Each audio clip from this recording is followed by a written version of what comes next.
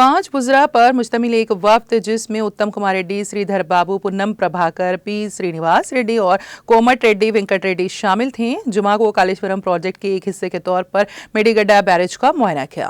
وزراء نے اس موقع پر اخبار نویسیوں سے بات کرتے ہوئے اپنی شکوک و شبہات کا اظہار کیا کہ منصوبے کے آغاز کے بعد سے جو خدشات پیدا ہوئے تھے وہ درست ثابت ہوئے ہیں۔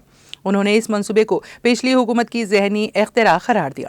اتم کمار ریڈی نے میڈیگڈا اسٹرائکنگ واقعے کے بارے میں اپنی مایوسی کا اظہار کیا اور پالامورو رنگا ریڈی پروجیکٹ کو قومی درجہ دینے کے ارادوں اور اس معاملے کی قانونی تحقیقات کے منصوبے کا بھی اعلان کیا۔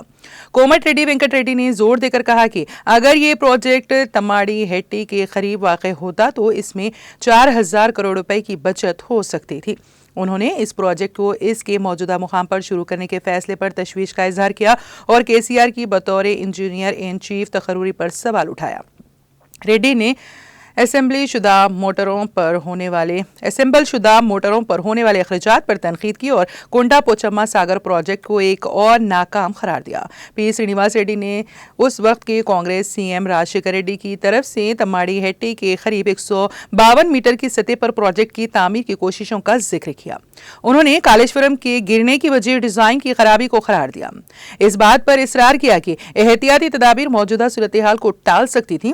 ریڈی نے پروجیکٹ کے معیار، خرچ پر اس کی تعمیر اور حکام کی لاپرواہی پر تنقید کی جس کی وجہ سے پمپ فیل ہو گئے۔ انہوں نے عوام کے کروڑوں روپے کی ضیاع کے لیے جواب دہی پر سوال اٹھایا۔ پونم پربھاکر نے الزام لگایا ہے کہ کالیشورم پروجیکٹ پچھلی حکومت کے دماغ کی اختراع کے طور پر شروع ہوا جس نے اس کے بظاہر ناقابل تسخیر مسائل سے مایوسی کا اظہار کیا۔